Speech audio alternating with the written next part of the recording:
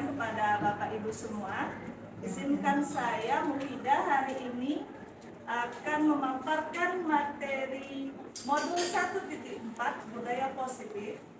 Di sini kami sebagai calon guru penggerak, saya kebetulan calon guru penggerak angkatan 9, harus membuat pembahasan kepada rekan-rekan sejawat yang ada di SMA 1 Sukistis. Saya perkenalkan, fasilitator saya adalah Ibu Risdawati Magdalena Sipayung. Kemudian pengajar praktik saya adalah Bapak Darun Bambu. Dan saya sendiri adalah calon guru penggerak angkatan 9, nama saya Mufidah dan saya mengajar di instansi SMA Negeri 1 Sukistis. Sebelum kita masuk ke materi, ada yang harus saya tanyakan kepada Bapak Ibu. Mohon diperhatikan.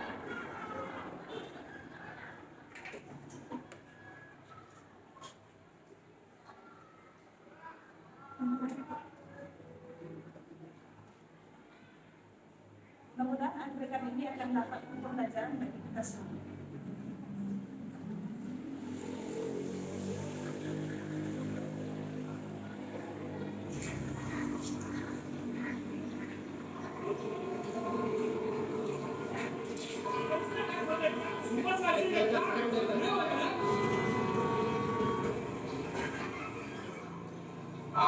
Sir आपके लिए उस बार कार का इंतजाम किया है सर।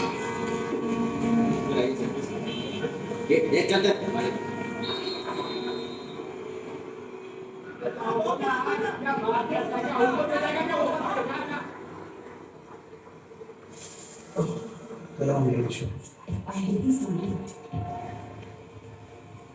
कुछ करो ना।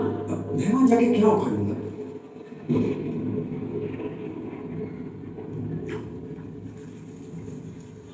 कैसे जाने बूंदे आए, जाने कैसा दर्द आए, सामने क्या है ये तेरे, क्यों रुका है तू बता दे।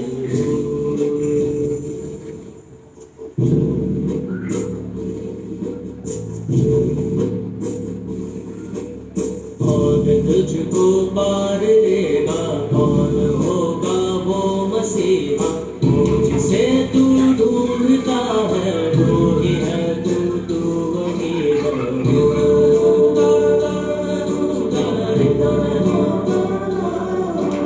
तुझ में तेरा रास्ता है, तुझ में तेरा है सहारा, तू ही तुझको पार लेगा, तू ही है तेरा किनारा।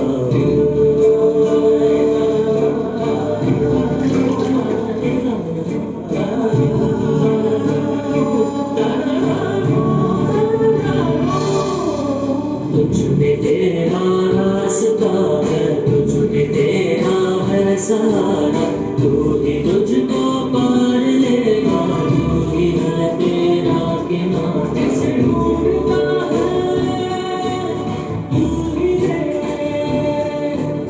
तू ही है, तू ही है तेरा मसीहा।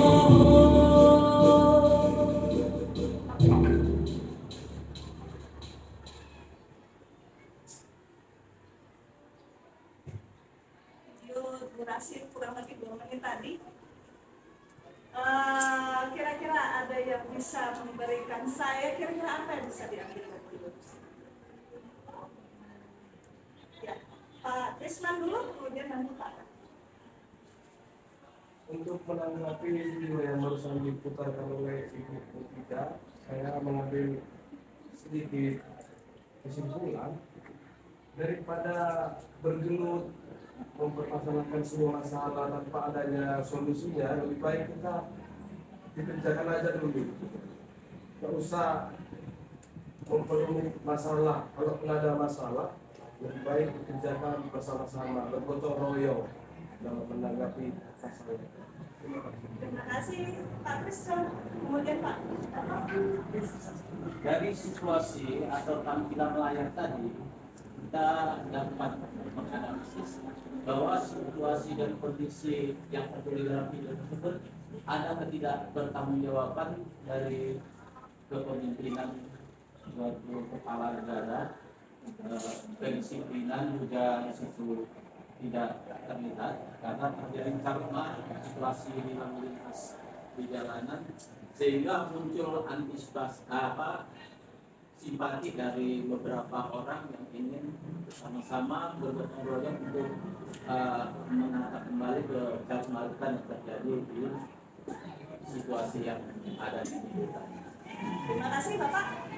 Saya ambil keywordnya dari Pak Krisman itu. Pertama tadi adalah gotong royong, kemudian ada masalah. Lebih bagus kita lakukan terlebih dahulu daripada harus meributkan masalahnya. Bagus kita coba memecahkan masalahnya. Sedangkan dari Pak Tarto tadi keywordnya adalah ketidakdisiplinan, kemudian tidak bertanggung jawabnya selaku pemimpin, kemudian gotong royong juga ya Kak, kita sepakat gotong royong. Kalau saya boleh berpendapat adalah mindset, pola pikir yang harus diubah. Saya setuju dengan Pak Krisman tadi, bahwasanya ketika kita ada masalah, mindset kita dulu kita atur.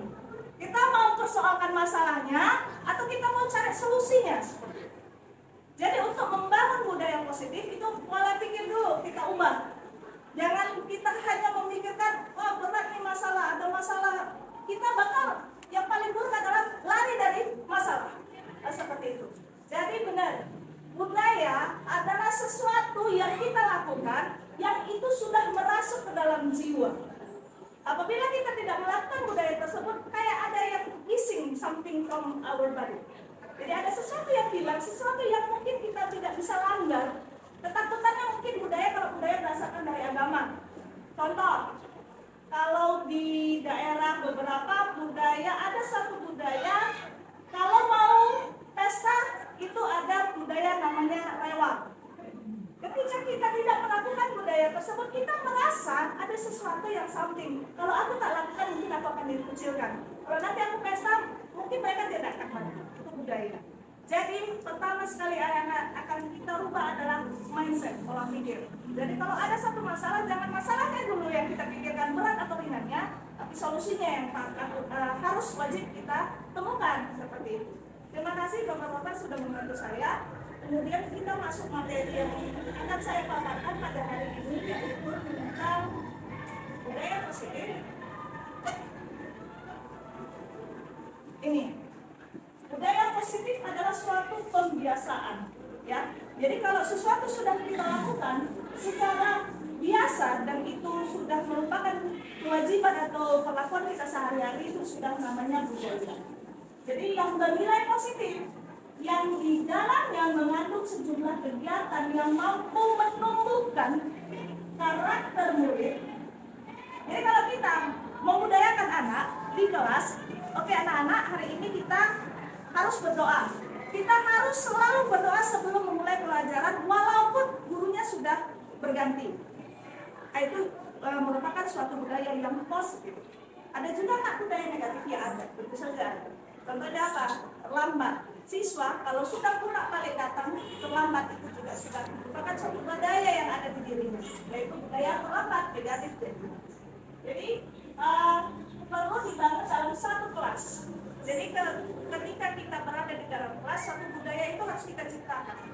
Kalau misalnya budayanya sudah dilaksanakan setiap hari, atau satu perlakuan sudah dilaksanakan setiap hari, itu sudah merupakan budaya. Jadi ingat, budaya adalah sesuatu yang kita lakukan yang sudah masuk ke dalam jiwa. Kalau saya sih itu. Kemudian prosesnya membutuhkan waktu lama dan konsisten. Benar. Tak ada satu budaya yang bisa kita ciptakan dan hanya satu tahun. Saya rasa kita masih terimbas sampai sekarang karena kita sudah terlalu lama dijajah oleh Belanda selama kurang lebih 350 tahun. Kayaknya adalah budaya-budaya orang Belanda itu masih melekat ke kita. Contoh yang saya paling dengar itu kalau di daerah Kebon. Daerah Kebon itu feodalismenya masih dirasakan sampai saat ini. Itu yang kerani-keraninya itu masih menganut sistem feodal Belanda dulu yang saya dengar. Dia masih menganggap itu yang bagian karyawan-karyawan bawahnya itu kayak ya pekerja paksa itu kayaknya ya, tapi saya tidak bertemu langsung kasus yang itu, tapi saya pernah dengar bahwasanya orang-orang PTP itu masih menganut feodalisme Belanda. Karena dulu PTP ini dibuka oleh koloni-koloni Belanda. Juga wali kelas, kemudian guru-guru tenaga pendidikan, guru-guru dan tenaga pendidikan itu harus melaksanakan budaya positif. Jangan nanti yang budaya positifnya yang melaksanakan hanya misalnya wali kelasnya saja. Jadi guru lain tidak mau tahu masalah yang ada di kelas tersebut. Contoh, murid sudah buang sampah dan itu jadi budaya di kelas bahwasanya tidak boleh membuang sampah. Ketika wali kelas yang membuat suatu budaya di kelas, tapi guru yang masuk di situ yang bukan merupakan wali kelas tidak mengindahkan budaya tersebut, maka berabe semua. Maka diperlukan adalah konsistensi dari kegiatan tersebut. Kita lanjut. Ini dia ruang lingkup budaya positif. Jadi ada 6 hal yang menjadi ruang lingkup budaya positif. Yang pertama tadi perubahan paradigma. Jadi paradigma itu harus kita ubah. Yang dulunya anak-anak kita tidak pedulikan dia mau masuk atau tidak masuk, yang penting kita mengajar, selesai jamnya mengajar pulang. Nah, itu yang harus kita ubah paradigma untuk menciptakan budaya positif tadi ya. Kemudian konsep disiplin positif dan nilai-nilai kebajikan universal. Kemudian ada teori motivasi, ada yang namanya hukuman, konsekuensi, dan restitusi. Kalau ini kita paham semua, dan ini juga kita paham. Yang ini nanti akan saya bagi sharing ilmu yang sudah saya dapatkan di CGP ini. Kemudian yang berikutnya adalah keyakinan kelas. Nah ini insya Allah nanti kita akan coba satu persatu akan kita buat di tiap-tiap kelas keyakinan kelas. Kemudian pemenuhan 5 kebutuhan dasar manusia. Kenapa ini harus ada di ruang lingkup ini nanti akan saya jabarkan kemudian. Kemudian 5 posisi kontrol. 5 posisi kontrol, bahwasanya guru ini sebagai controller yang ada di ruangan, ada 5 posisinya. Nanti ada apa saja. Kemudian ini ada segitiga restitusi. Kita masuk perubahan paradigma stimulus respon. Jadi bagaimana seseorang bisa mengubah paradigma stimulus respon. Maksudnya stimulus respon ini kita sebagai manusia itu jangan hanya posisi kita sebagai pengatur atau controller, tapi kita harus juga memposisikan diri kita sebagai penerima atau responsif. Bila kita ingin membuat, ini kata Stephen Gray Covey dalam Principle Leadership tahun 1991 mengatakan bahwa bila kita ingin membuat kemajuan perlahan, jadi memang kemajuan itu Bapak Ibu jangan kita negaskan full gas gitu kemudian kendor gasnya tadi, jangan. Tapi harus perlahan-lahan, sedikit-sedikit, tapi ubahlah sikap atau perilaku Anda. Namun bila kita ingin memperbaiki cara-cara utama kita, maka kita perlu mengubah kerangka acuan kita. Ya tadi, mindset kita harus pertama sekali kita ubah dalam mindset. Ubahlah bagaimana Anda melihat dunia, bagaimana Anda berpikir tentang perubahan manusia. Ubahlah paradigma Anda, skema pemahaman dan penjelasan aspek-aspek tertentu tentang realitas. Ya ini tadi. Kalau kita sebagai teori kontrol, kita menganggap bahwasanya kebutuhan kita itu berbeda. Kamu, saya, akan beda kebutuhan kita sama. Tapi kalau kita sebagai stimulus respon, bahwasanya kita memiliki kebutuhan yang sama kok. Sama-sama kita pengen dihargai, sama-sama pengen kita mempunyai kenyamanan dalam hidup. Kalau itu kita posisi kita sebagai stimulus respon. Tapi kalau kita sebagai teori kontrol, kita menganggap itu semua berbeda. Kemudian semua orang melihat yang sama kalau kita sebagai stimulus respon. Tapi kalau teori kontrol tadi setiap orang memiliki gambaran yang berbeda. Jadi selalu perbedaan terlalu mencolok ini di bagian posisi kontrol. Dia tidak seperti yang respon, dia menerima keberadaan manusia atau menerima segala sesuatu itu kemungkinan banyak kesamaannya. Kemudian orang lain bisa mengontrol saya. Nah ini kadang-kadang kita tidak bisa memposisikan di sini. Kita ini sebenarnya hanya Anda yang bisa mengontrol diri Anda sendiri. Egoisme kita timbul kadang-kadang. Ketika ada orang memberi kita kritikan membangun, kita menganggap itu musuh besar kita loh. Saya dulu Bu, Pak, jujur, posisi saya itu anti kritik, benar-benar saya anti kritik orang. Karena apa? Saya merasa, oh, aku kan nggak S2, aku guru. Ketika ada, mohon maaf, orang tua mengkritik saya, cara saya mendidik anak dia, saya tak. Karena saya merasa nggak tugasmu. Saatnya jam ke-8 dimulai. Karena saya orang pendidikan. Orang tua bukan orang pendidikan. It's time to begin the 8th lesson. Karena saya salah. Kenapa? Karena yang memahami karakteristik anak itu orang tua pertama. Harusnya kita kerjasama kolaborasi antara orang tua dengan murid. Nggak bisa kita judge anak itu tahu bandar, tahu nggak menurut, tahu pembangkang, keras kepala. Ternyata ada hal yang di balik layar kita tak mengetahuinya dan hanya orang tua yang mengetahuinya kenapa anak bisa. Jadi ini biasanya kita sebagai guru ini hanya kita yang bisa mengontrol diri sendiri. Kemudian pemaksaan pada saat rujukan menjaga, ini kolaborasi dan proses menciptakan pilihan-pilihan baru. Kalau kita di teori kontrol, kita biasanya kasih opsi-opsi baru. Jarang kita muncul, jarang kita memberikan respon yang penerimaan itu jangan. Ya, jadi kalau satu lagi yang paling sangat menonjol ini nih, kalau teori kontrol, berpikirnya menang dan menang. Gak pernah mau kalah. Kalau ini ada yang namanya situasi, kadang-kadang menang, kalah, kadang-kadang kita harus terjatuh, kadang-kadang kita harus. Saya pernah ya Bapak Ibu, saya terjatuh di depan anak-anak. Saya posisi waktu di sekolah, saya terjatuh di depan anak-anak itu nengok dan kepalanya saya. Saya pernah duduk biasa, tersambung. Kalau saya posisi kontrol, saya mual semalam-malamnya sama yang kepala itu. Udah, ditawain loh saya. Saya melakukan kelas sekolah guru, dikatakan sama anak-anak saya satu, dan jatuh itu bukan kesengajaan saya. Kalau saya masuk kelompok, saya mau. Tapi saya tenangkan dulu, saya stimulus respon, saya terima dulu keadaan saya yang dipermalukan. Saya terima dulu, saya sabar, saya istighfar, saya duduk, kemudian saya masuk ke kelas. Nggak langsung masuk, saya ngapain? Saya pikir dulu, hati-hati malu ya, jatuh malu diketawain. Tapi kayak mana? Namanya manusia. Memang wajar kalau kita terpleset jatuh itu manusia sekali, bukan perkara itu anak atau kita atau sendirian. Kemudian saya masuk ke kelas yang tadi anak-anaknya mentertawakan saya. Mereka nggak berani. Tapi saya jelaskan.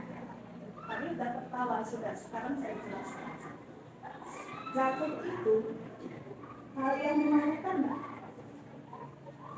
Ya loh, ada yang bilang iya, ada yang bilang tidak. Oke.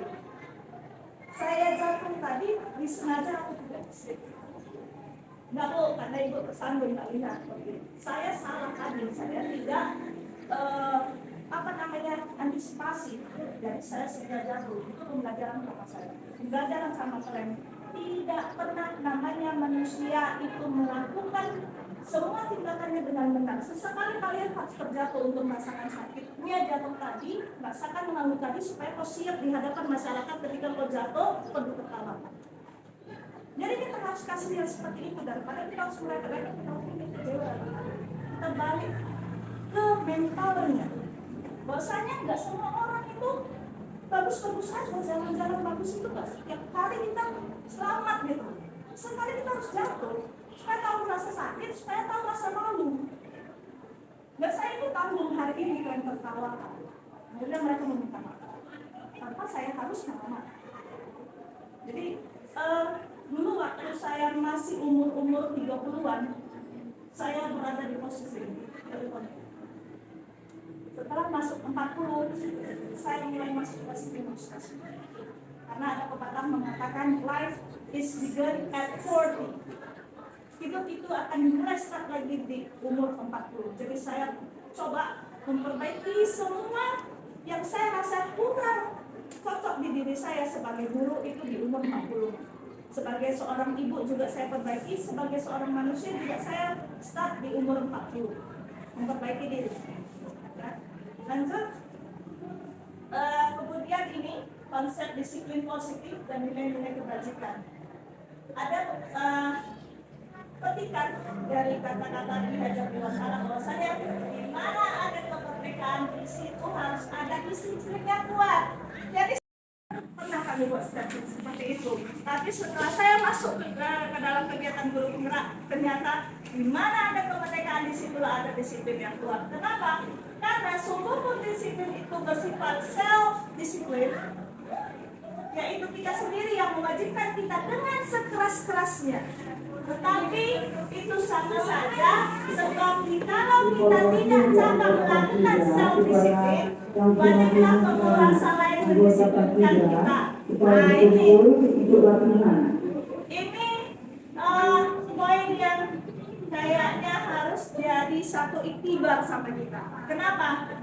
Karena Ki Hajar Dewantara saja sudah mengatakan kalau kita tidak bisa mendisiplinkan diri kita sendiri, maka wajib, bukan sunnah lagi ya Bapak Ibu, wajib penguasa lain mendisiplin diri kita. Artinya apa? Ketika kita bisa kita ciptakan budaya positif disiplin kita dari dalam diri, mau nggak mau pemimpin, penguasa yang mengatur kita harus melaksanakan self disiplin.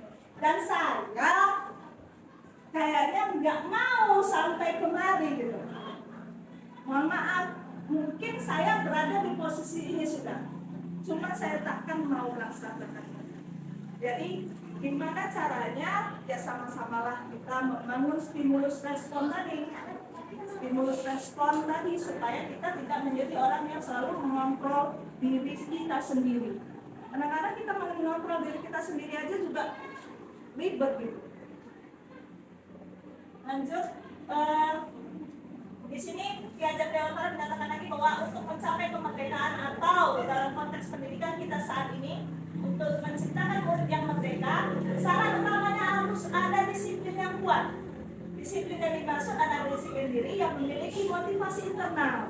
Jadi memang apapun yang kita buat, apapun yang kita omongkan, apapun yang kita sudah bentuk di sekolah ini, kalau tidak dari dalam diri anak-anak itu impossible, nggak mungkin kita lakukan. Kenapa? Karena nanti akan menganggap bahwasanya peraturan mereka melakukan sesuatu itu karena takut hukuman. Ada nanti ya Bapak Ibu, tapi kita sampai di situ. Jadi nilai-nilai kebajikan universal ini adalah seperti itu, nilai-nilai yang mengandung kata-kata yang positif. Contoh disiplin, kebersihan, kemudian gotong royong, bertanggung jawab dan lain sebagainya. Ini dia teori motivasi namanya. Jadi kalau tidak kita munculkan tadi motivasi intrinsik dalam anak-anak untuk membangun self disiplinnya, mereka akan berada di posisi ini, di posisi untuk menghindari ketidaknyamanan atau hukuman. Ini biasanya 80% anak kita nih berada di posisi ini. Tiga motivasi perilaku manusia. Seseorang akan melakukan satu aturan untuk dia terhindar dari hukuman. Dan itu juga yang kita lakukan ketika kita naik kereta. Saya sampai saat ini masih melakukan ini. Nomor 1. Belum budaya saya pakai helm kemana-mana. Belum jadi budaya. Kenapa? Karena di bis nggak ada polisi, nggak ada razia. Jadi ketika saya dari sekolah ke rumah ada aja saya nggak pakai helm. Padahal kalau sudah jadi budaya, sependek apapun kita harus wajib menggunakan helm. Karena bukan takut kena polisi, karena memang kita sadar bahwasanya itu baik untuk kita. Teori yang kedua yaitu ini, untuk mendapatkan imbalan atau penghargaan dari orang lain. Satu tingkat di atas motivasi yang pertama. Di sini orang berperilaku untuk mendapatkan imbalan atau penghargaan dari orang lain. Orang-orang motivasi ini akan bertanya, apa yang akan saya dapatkan bila saya melakukannya? Mereka melakukan sebuah tindakan untuk mendapatkan pujian dari orang lain yang menurut mereka penting dan mereka letakkan dalam dunia berkualitas mereka. Mereka juga melakukan sesuatu yang mendapatkan hadiah, pengakuan, dan imbalan. Dulu saya ikut guru penggerak ini angkatan ke-8 Bapak Ibu. Seleksinya 3 tahap. Niat saya cuma 1. Karena sertifikatnya dari kepala sekolah. Betul. Supaya saya bisa jadi kepala sekolah, saya ikut guru penggerak. Tapi setelah ternyata saya masuk ke dalam kegiatan guru penggerak ini, sertifikat itu saya sekarang nomor 2. Beneran. Yang nomor 1 modul-modulnya ini yang saya harapkan. Dan pemahaman-pemahaman yang diberikan oleh guru kawan-kawan saya yang lain yang juga guru penggerak, dari fasilitator saya dan dari pengajar praktik saya. Ya tadi, sebelumnya saya orang yang temperamental. Sebelumnya saya itu orang yang cuek-cuek aja. Los, mau ngajar-ngajar, datang ngapal los. Gak peduli saya, yang penting aku datang pulang sertifikasiku saya. Itu aja loh. Tapi setelah beberapa orang teman saya ikut guru penggerak, mereka kok nampak lebih dewasa ya, lebih wise dalam menghadapi masalah. 1. Yang kedua, cara mengontrol dirinya itu dapat gitu. Dapat dia kena gitu di saya dan nampak perubahannya. Mungkin Bapak Ibu kalau melihat saya sebelumnya, nggak kayak gini bener. Nggak kayak gini saya dulu, beneran. Dulu saya orang yang betul-betul temperamental, tak mau saya menerima apapun saran orang lain. Kalau salah kok salah, nggak ada itu namanya harus kayak mana. Tapi setelah ikut guru penggerak ini dapat ilmu dari modul 1.2, 1.3, 1.4, saya langsung bercermin refleksi, oh ternyata aku belum ada apa-apanya. Seujung kuku pun saya belum layak jadi guru. Makanya proses menjadi kepala sekolah ini juga proses yang panjang yang saya harus lakukan, dan saya harus betul-betul nggak bisa jalan di tempat. Saya harus berlari untuk mengejar ketertinggalan saya selama ini yang saya anggap sudah baik. Ternyata tidak ada seujung kuku pun kebaikan saya, bisa saya banggakan gitu. Ilmu pun nggak ada, ternyata ilmu pun nggak ada. Lanjut yang ketiga ini, untuk menjadi orang yang mereka inginkan dan menghargai diri sendiri dengan nilai-nilai yang mereka percaya. Jadi ini yang kita harapkan dari anak-anak Bapak Ibu, bahwasanya mereka itu akan menjadi orang yang mereka lakukan karena mereka yakinin, gitu loh. Mereka yakin yang mereka lakukan ini baik untuk dia saat ini dan untuk dia saat mendatang. Kemudian inilah motivasi yang akan membuat seseorang memiliki disiplin positif, karena motivasi ini berlakunya bersifat internal. Jadi yang buat motivasi tadi eksternal. Yang pertama karena takut dihukum, yang kedua karena pengen dapat hadiah. Itu semuanya motivasi eksternal. Jadi kalau motivasi internal ini, dia yakin yang dilakukan bukan karena paksaan. 1, dia lakukan itu memang untuk kebaikan dirinya sendiri. Dia lakukan memang keinginan dia sendiri, bukan karena ingin pujian ataupun hukuman. Tapi ini memang susah. Tapi balik lagi ke video kita awal, jangan pikir susahnya dulu, kita pikirkan, kita kasih aja dulu, kita kasih ke anak-anak. Mau dia lakukan, dia nggak lakukan, sudah kita kasih pelan-pelan, kita yang modelnya gitu. Jangan sudah kita kasih, kita biarkan modelnya akhirnya nggak berjalan dengan sebagaimana mestinya. Kemudian ini dia hukuman, konsekuensi, penghargaan, dan restitusi. Kalau hukuman kita udah tahu lah ya. Hukuman itu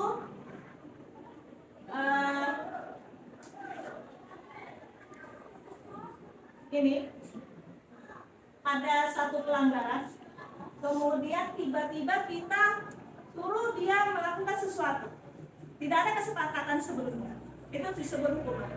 Anak bisa terlambat, kita suruh kutip sampah, itu apa bedanya dengan konsekuensi? Konsekuensi kita berikan ketika sudah ada pertama kesepakatan awal. Peraturan di sekolah ini apabila terlambat si anak kita pulangkan, itu konsekuensi. Karena kita sudah ada kesepakatan sebelumnya dengan anak dan juga dengan orang tua. Ya, kemudian penghargaan, apabila dia melakukan sesuatu yang bagus, kita kasih penghargaan, kita kasih pujian. Dan ternyata tidak selamanya penghargaan dan pujian itu bagus untuk anak. Tidak selamanya. Jadi satu tindakan itu, punishment and reward itu tidak semua situasi dan posisi itu bisa kita berlakukan. Apa efek dari pemberian penghargaan? Pertama, si anak akan melakukan itu kalau ada imbalan. Itu pertama. Yang kedua, bisa memunculkan kecemburuan sosial. Ketika kita lakukan, contoh aja ke anak kita ya, ketika abangnya mau menyapu rumah dan kita senang dengan dia, kemudian kita kasih jajan si abang tadi, si adik pasti iri. Abang dikasih mak, adik nggak nyapu. Kesalahan mereka sehingga mereka bisa kembali pada kelompok mereka. Kalau di masyarakat kita ini namanya kayak kalau dia masuk penjara, dia pembinaan. Jadi anak-anak kita ini jangan kita judge anak-anak dia sebagai narapidana kalau melakukan kesalahan, ya. Karena kalau di Indonesia itu boleh melakukan proses penghakiman karena tidak ada undang-undangnya yang mengatur bahwasanya mau terdakwa atau jaksa ini pembela dan lain sebagainya. Kalau anak nggak bisa kita ciptakan kondisi seperti itu. Kita berada di tahap ini, restitusi. Sebelum kita masuk ke restitusi, ada yang namanya keyakinan kelas. Keyakinan kelas itu apa? Keyakinan kelas itu kalau kita bilang sih peraturan lokal yang ada di kelas dan cakupannya hanya di kelas itu saja. Keyakinan kelas ini caranya pertama kita buat dulu di papan tulis, kemudian kita kasih anak satu-satu sebuah kertas, boleh post-it, boleh yang sifatnya menempel. Silakan anak-anak membuat satu peraturan yang harus berlaku untuk dirinya, teman-temannya di dalam proses. Jadi satu buat peraturan. Jadi ketika peraturan itu berasal dari mereka akan segan loh melanggar. Beneran. Kalau kita misalnya kita membuat aturan ke anak kita, Dek sholat, Adik sholat.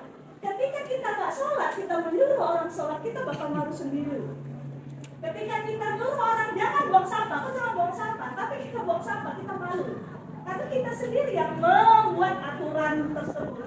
Makanya suruh anak-anak buat peraturan dari diri mereka sendiri itu. Apa peraturan yang kau mau ciptakan untuk dirimu sendiri, kawan-kawanmu di kelas ini? Suruh mereka tempelkan, oke, setelah mereka tempelkan, ambil yang sama-sama saja. Yang sama misalnya ada yang 5 sama tidak boleh membuang sampah. Oke, catat. Peraturan pertama, tidak boleh membuang sampah di kelas. Yang kedua apa? Jangan terlambat. Jangan terlambat. Ada beberapa macam kriteria yang sama, kita rangkum jadi satu. Kemudian setelah muncul tadi peraturan yang mereka buat, misalnya jangan membuang sampah sembarangan. Itu kan kalau kita jadikan aturan yang dipajang itu terlalu panjang. Berarti apa keyakinan kelas kita? Menjaga kebersihan, itu utamanya. Yang kedua apa? Jangan terlambat. Disiplin. Disiplin itu kan bisa mencakup jangan terlambat, ngerjain tugas, kemudian tidak membuat keributan. Itu kita bisa rangkum jadi satu disiplin. Lah muncullah itu keyakinan kelas, dan itu kita sepakatin dan kita tanda tangani bersama. Bahwasanya peraturan ini bukan sekolah yang ciptakan. Peraturan ini bukan sumbernya dari saya.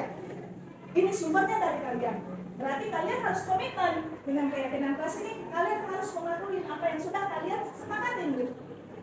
Nah, kalau ada melanggar itu, ya nanti kita bicarakan lagi cara mengatasi atau menangani siswa yang tadi melakukan pelanggaran keyakinan kelas. Jadi kalau dia melanggar sesuatu yang sudah diyakinkan, itu aja. Poin berapa kamu sudah langgar? Keyakinan kelas apa yang sudah kamu langgar? Keyakinan kelas ini, Bu. Apa kira-kira solusinya? Nah, ditanya dari dia.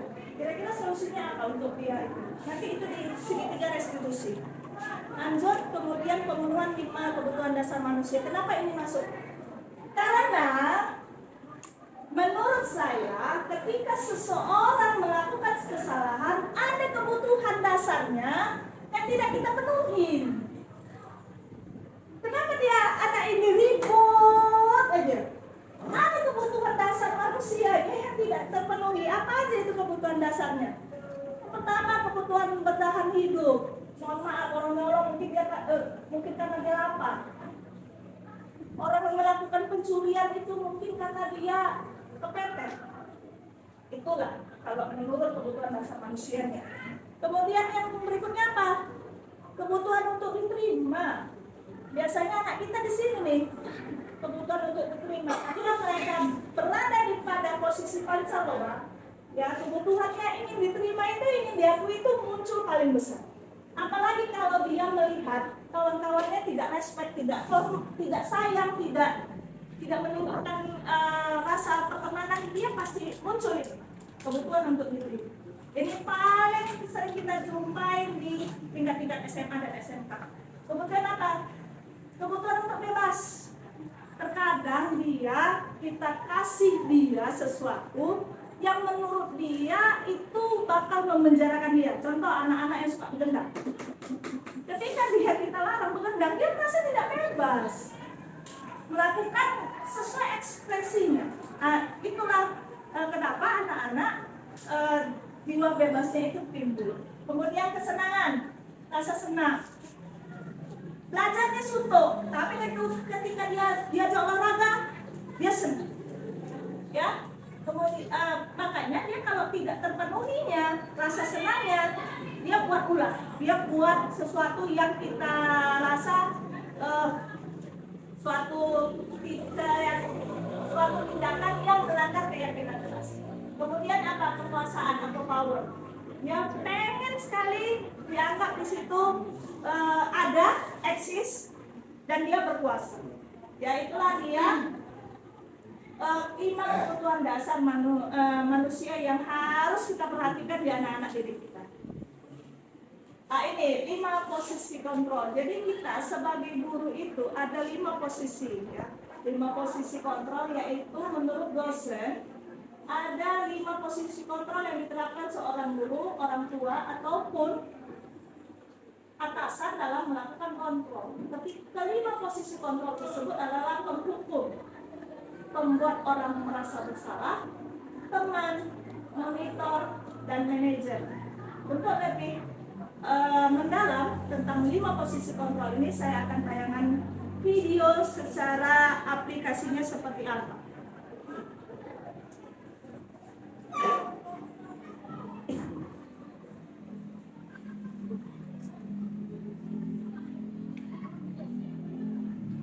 Tapi sebelum masuk ke video, kayaknya saya mau ice breaking dulu. Ya, ini ada ice breaking. Ini bisa Bapak Ibu terapkan nanti di kelas untuk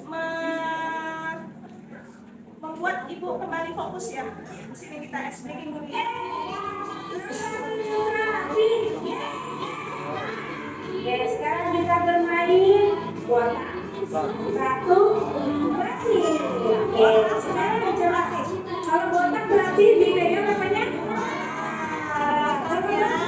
Berarti saya terus berarti saya maju iya, gak apa-apa ya. Sekarang coba ya botak konsentrasi, botak mati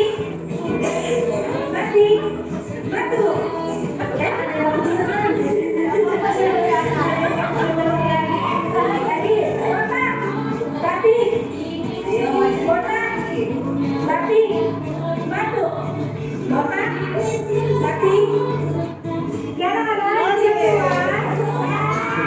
Jadi Bapak Ibu SBGB sesekali boleh berberikan. Oke, lanjut ke 5 posisi kontrol. 5 posisi kontrol yang ada di diri guru ya. Ini posisi penghukum.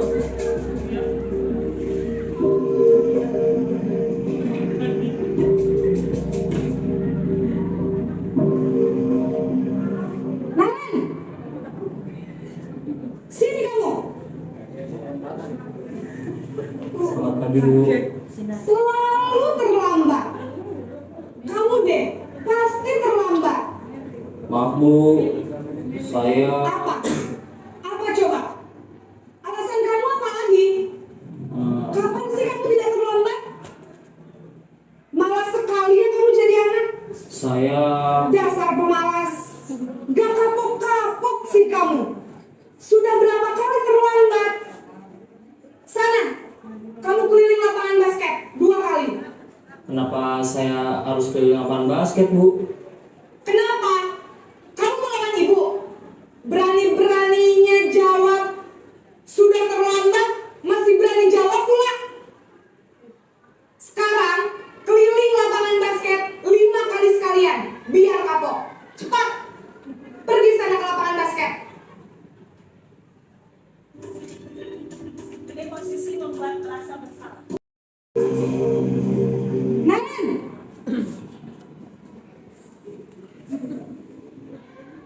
Selamat pagi, Bu. Naren. Kamu kenapa terlambat lagi, nak? Ya Tuhan, Naren. Kamu senang ya bikin ibu susah ya? Kalau kamu terlambat lagi, nanti ibu yang ditegur bapak kepala sekolah, nak. Disangka ibu tidak bisa membina kamu. Duh, gimana ini? Maaf, Bu. Duh, Gusti Naren. Kamu suka ya kalau ibu ditegur bapak kepala sekolah? Terus, sekarang ibu harus tulis apa ini di buku absen? Ini kamu sudah sering terlambat loh. Ibu harus apa coba? Maaf, Bu. Maaf sekali. Ya sudah, lain kali jangan bikin ibu susah lagi ya, nak ya. Ibu tidak akan kuat lagi kalau kamu begini terus. Bisa jantungan kalau ibu ditegur bapak kepala sekolah. Sana cepat ke kelas. Maaf ya, Bu. Maaf sekali. Posisi pembuat rasa bersalah berbicara dengan nada tenang.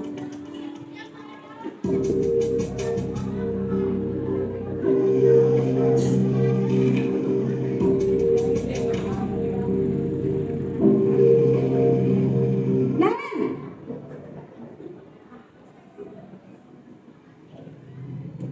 Selamat pagi, Bu. wah, sudah jam berapa ini, nak? Terlambat lagi ya, sayang. Iya, Bu. Habis ibu saya lupa bangunkan saya, Bu. Kamu malah menyalahkan ibu kamu. Kamu bukannya anak yang larinya paling kencang. Kok terlambat sih? Iya, Bu. Saya memang terlambat bangun tadi.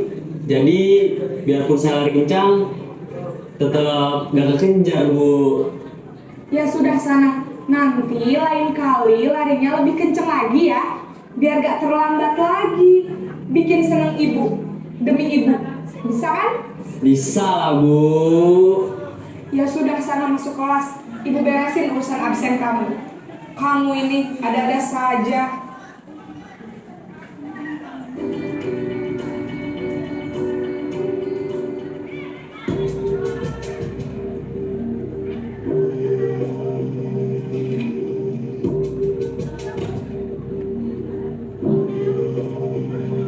Naren,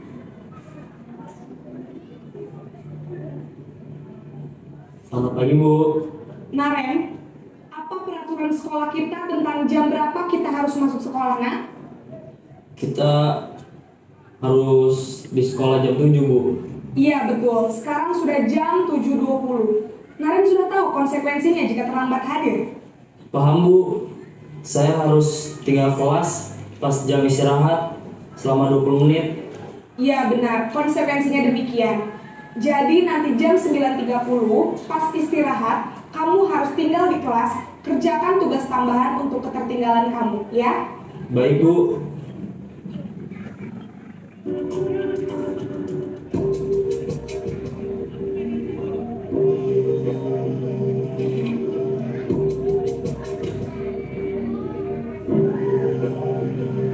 Naren,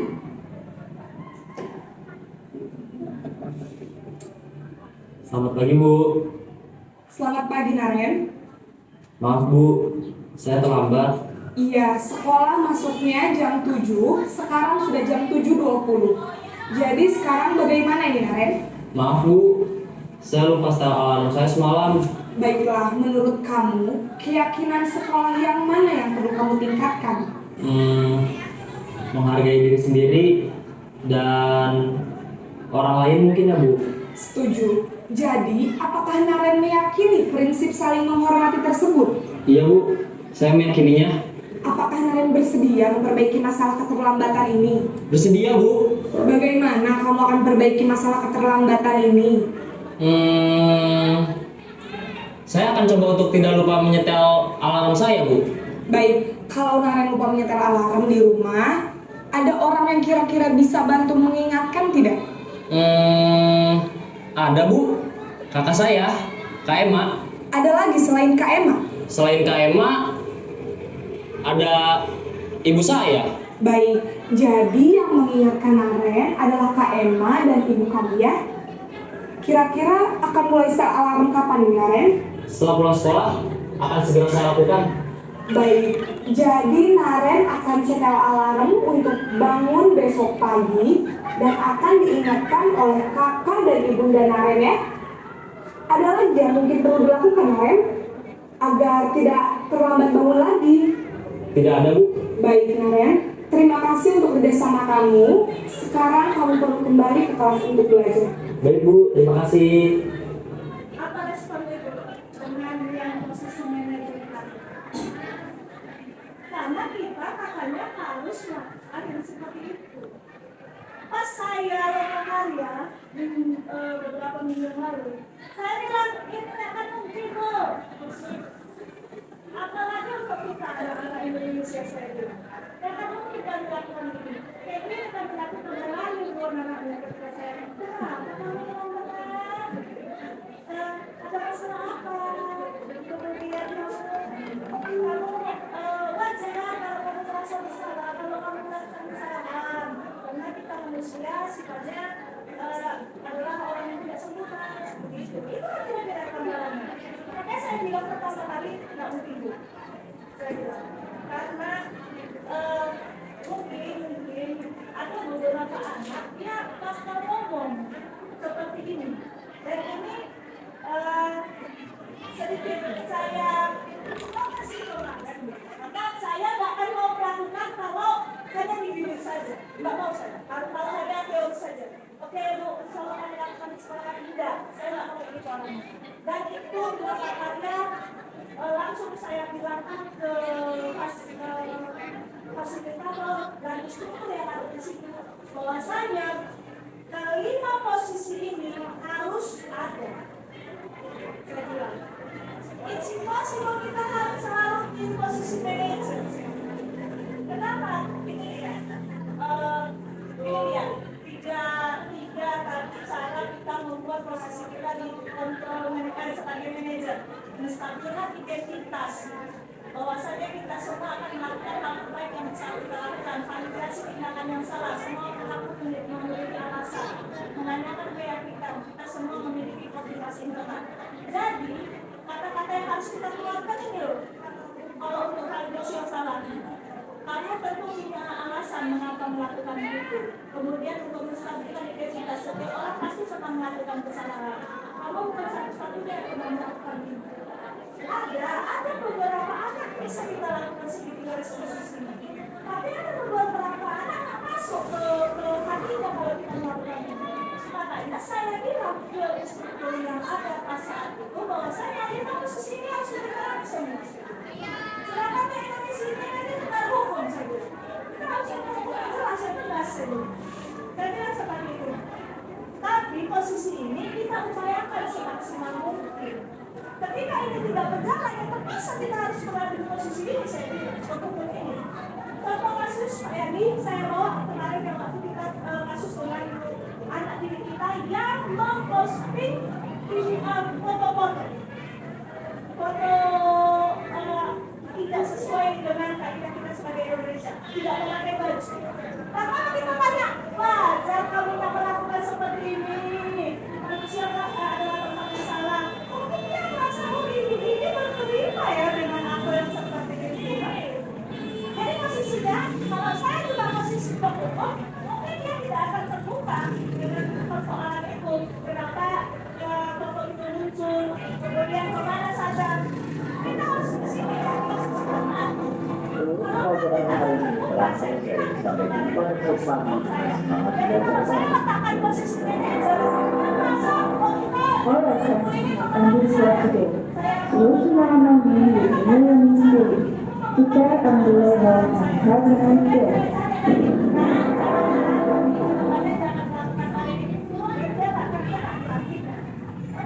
Kita jadi harus posisi sebagai teman dan sebagai monitor ini kita harus sebagai monitor juga. Karena bahwasanya ada aturan yang dilanggar, ada konsekuensi. Jadi kita harus berada di sini kalau misalnya anak tadi sudah melakukan kesalahan dalam berulang-ulang. Kalau pertama boleh kita posisi ini saya bilang kita berbahaya. Tapi kalau sudah jadi contoh implementasi budaya positif yang saya telah terapkan. Kemarin saya sudah membuat video ya dengan anak murid kita bahwasanya di sekolah ini jangan terlambat, diupayakan jangan terlambat. Namun apabila kalian melakukan kesalahan atau keterlambatan, hal yang pertama yang saya lakukan adalah tanya dulu alasan anak kita ini terlambat karena apa. Jadi memang terkadang Bapak Ibu anak-anak ini terlambat bukan keinginannya. Mungkin saja karena kita tidak ada kendaraan umum di sini, keretanya bannya bocor atau keretanya rusak atau pas saat itu hujan sehingga jalanan rumahnya licin sehingga dia terlupakan. Pasti kita lakukan ini dulu lah Bapak Ibu. Kita upayakan stabilitas identitasnya. Bahwasanya oke, kalau kamu terlambat nggak apa-apa karena alasanmu hari ini tepat kan gitu. Tapi nanti kalau terlambat lagi dengan alasan seperti ini berarti kamu yang melakukan pembohongan kan seperti itu. Kemudian validasi tindakan yang salah. Jadi setelah kita menstabilkan identitasnya, cari tahu alasannya kenapa dia terlambat. Kita buat dia memikirkan upaya apa supaya dia tidak lagi datang terlambat.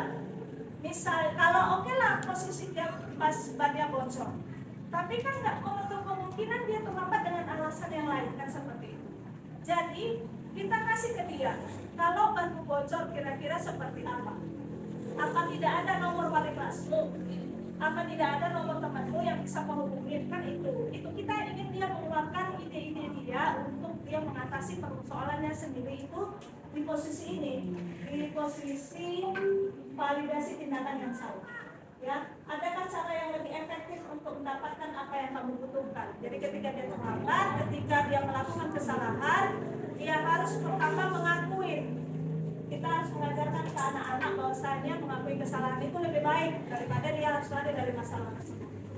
Kemudian dia harus memikirkan kira-kira seperti apa solusi yang ada dari dalam dirinya. Kalau dari kita mungkin solusi itu akan dianggapnya besoknya itu gampang itu seperti itu.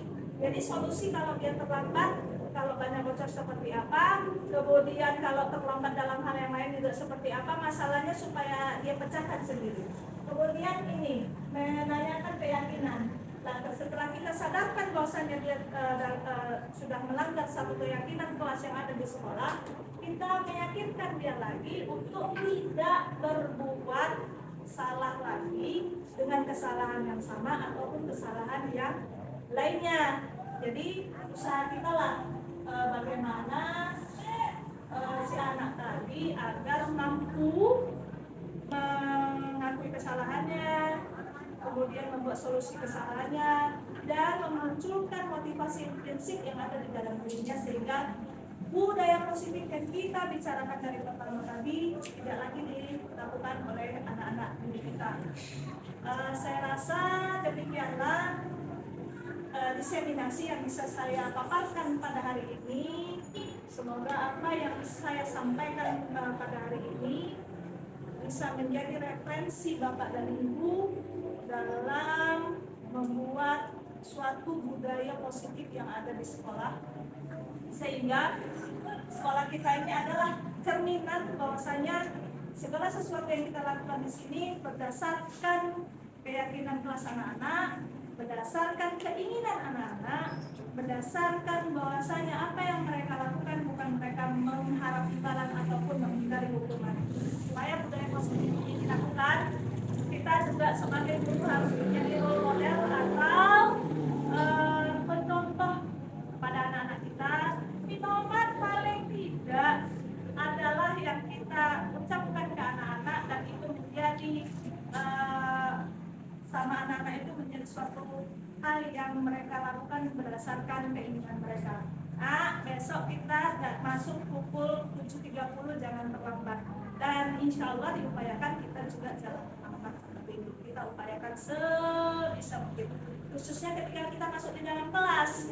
Karena kalau anak-anak sudah berada di dalam kelas, kemudian kita tidak ikut dengan keyakinan kelas mereka akan menganggap bahwasanya itu hanya omong besar saja.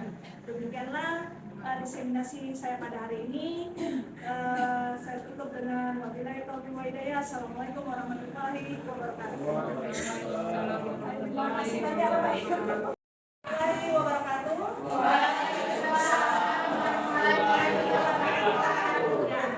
Hari ini kita akan membuat sebuah keyakinan kelas untuk kelas 10 IPA 1. Jadi keyakinan kelas itu adalah satu aturan yang biasanya dibuat berdasarkan keinginan kalian sendiri. Ini dia keyakinan kelas. Itu bersifat lebih abstrak dari peraturan. Jadi sebelum kita membuat keyakinan kelas, kita buat dulu aturan kita. Apa sih peraturan yang ingin kalian terapkan di kelas ini? Di situ sudah ibu kasih post-it, ya. Nanti kalian tulis di situ nama kalian di atas. Kemudian buatlah aturan apa yang ingin kalian terapkan di kelas ini. Berdasarkan keinginan kalian, cuma satu aja, satu anak satu aturan. Silakan itu dibagi per ya.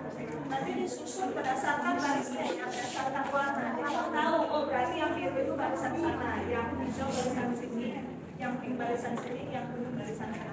Silakan tulis dulu namanya, nama kalian, kemudian silakan buat peraturan kelas yang ingin kalian buat. Contohnya apa? Contohnya, ya jangan ikut, jangan makan di kelas. Peraturan apa yang mau kalian buat di atas ini? Peraturan ini tidak ada berlaku untuk kalian, tapi juga untuk oke, silakan dibuat. Nama di atas. Nama. Jangan diambil satu. Kemudian nanti kita tempelkan di sini ya. Nah, lurus saja seperti ini tulisannya ya. Lurus seperti ini tulisannya.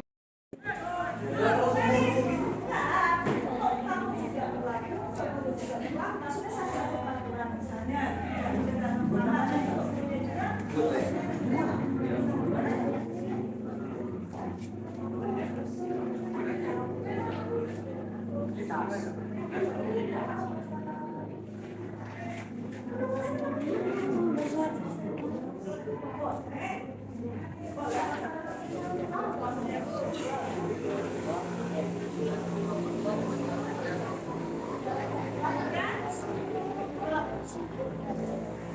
Yang sudah selesai ada kita tempel kemarin.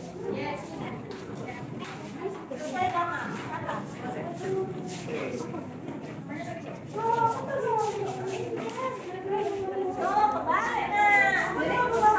Ya, ganti. Yang lemnya berapa?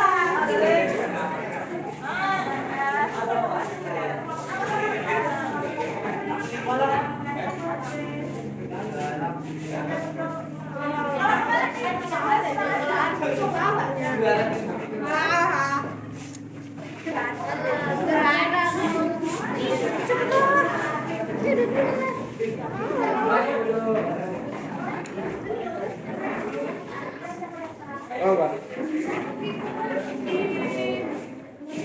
Tidak boleh cabut. Ibu namanya. Saya biar. Padahal nggak boleh.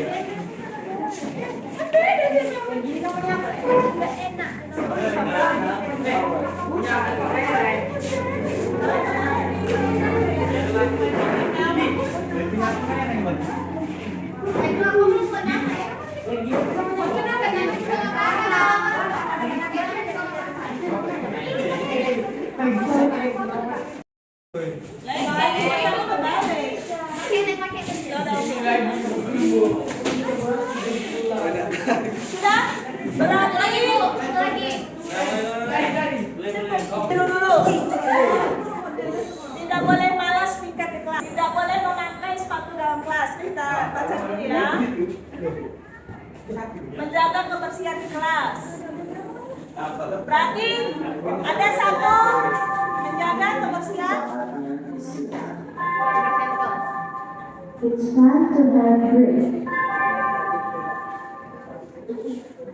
Yang kedua, tidak boleh cabut, tidak boleh pakai sepatu. Berarti tidak boleh pakai sepatu, ada dua.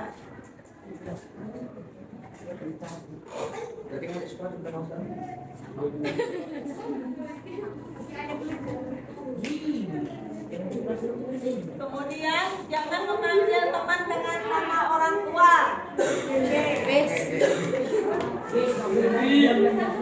Mantul.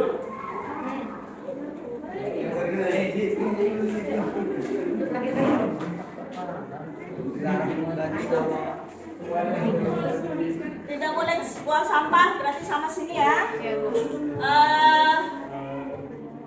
Tidak, bagi siswa yang tidak piket wajib kena sanksi. Sama. Jangan makan jam istirahat, jangan makan di kelas.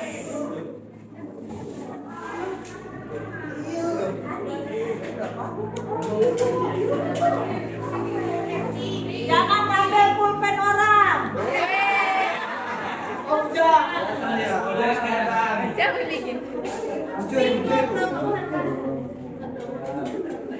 Kita ambil barang aja ya.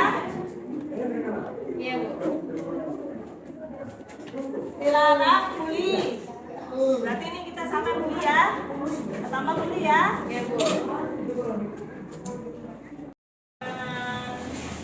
Apa ya? Apa ya?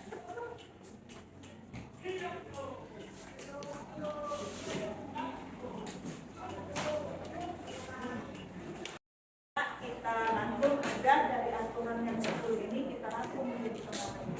Kira-kira ini lagi ada peduli, keterus-terangan, kebersihan, komitmen, belas kasih, percaya diri, bertujuan, dengan rasa, gotong royong, rajin, berani, santun, kreatif, semangat, dermawan, kejujuran, harga diri, rendah hati, integritas. Integritas itu adalah apa yang kau ucapkan, itu yang kau lakukan. Itu dia integritas. Kebahagiaan, keadilan, baik hati, kesetiakawanan, berprinsip, bersahaja, keteraturan, kedamaian, keteguhan hati, rasa hormat, tanggung jawab, pengabdian, bijaksana, bersyukur, toleransi, percaya diri, lurus hati, ketegasan, dan pengertian.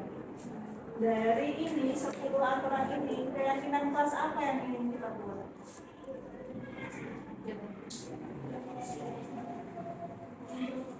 Kita buat 7 aja, biar enak.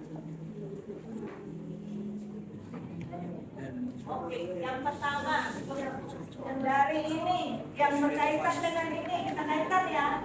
Menjaga kebersihan, jangan makan dan tidur di kelas. Itu kira-kira cocok di mana ya? Kebersihan. Kebersihan, boleh.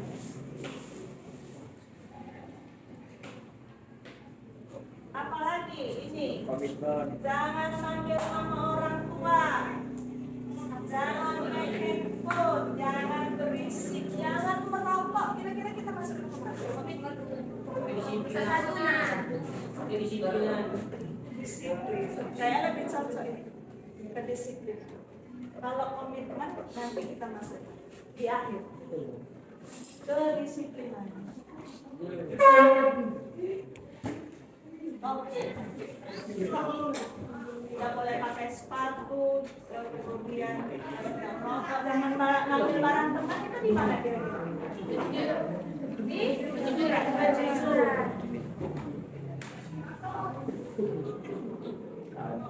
Kira-kira yang berkaitan dengan piket tadi, piket harus dilaksanakan? Jawab. Tanggung? Iya. Tanggung jawab.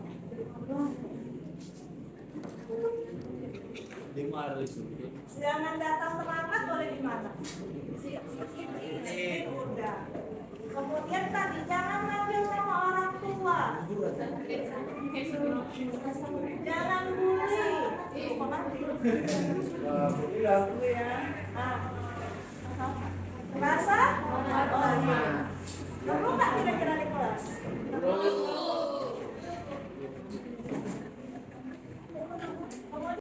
Keyakinan kelas yang akan kita buat mulai besok sebagai aturan atau panduan kalian di dalam kelas. Ketika ada yang melanggar 7 keyakinan kelas ini, silakan lapor ke wali kelas.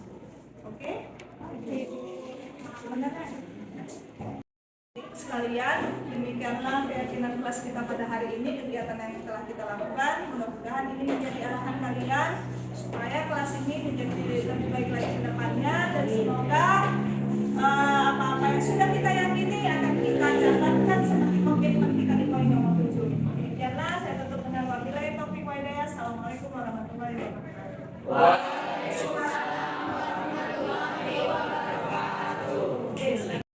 Ayub, kenapa kamu datang menyelinap dari pintu samping?